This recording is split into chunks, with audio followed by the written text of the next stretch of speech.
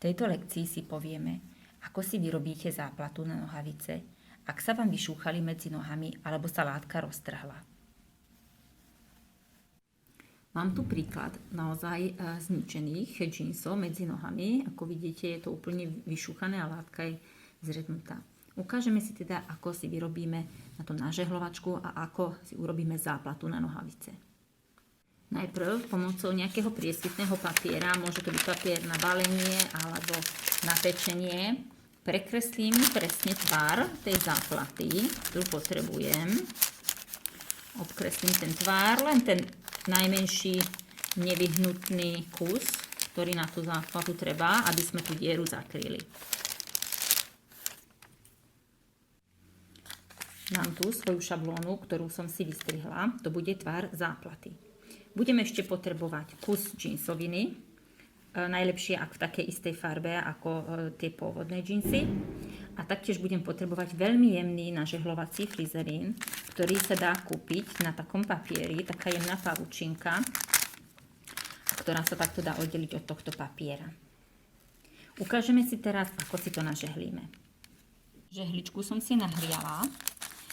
Dám ten nažehlovací frizerín na tom tenkom papieri spolu s tým papierom na tú džínsovinu z rubovej strany, z tej nepeknej strany, a pomocou horúčej žehličky prižehlím.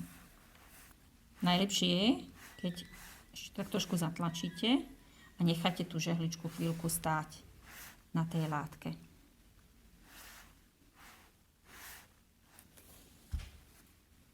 Pri žehlení papiera s frizelínom prekreslím pomocou mojej šablóny tvar záplaty. Dávam pritom pozor, aby som to zrkadlovo prekreslila, nakoľko kreslíme na rubovú stranu látky.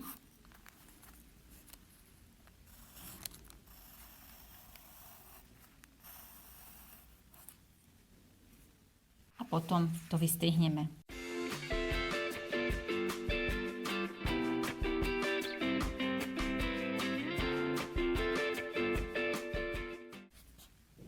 A záplata je pripravená na prižehlenie na nohavice. Teraz môžeme papier odlepiť jemne.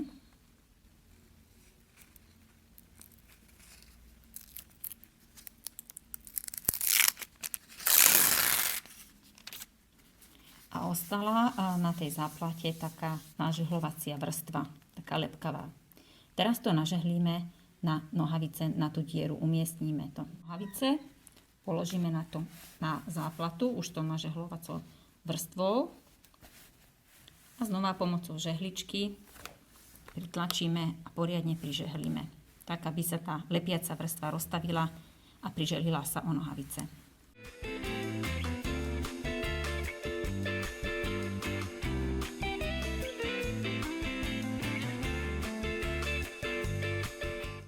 Teraz nám ostáva už to len prišiť.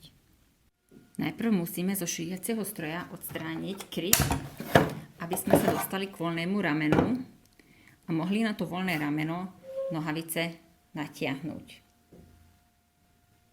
Som natiahla na voľné rameno a stroj som nastavila na cikcakový steh. A ideme to prešívať.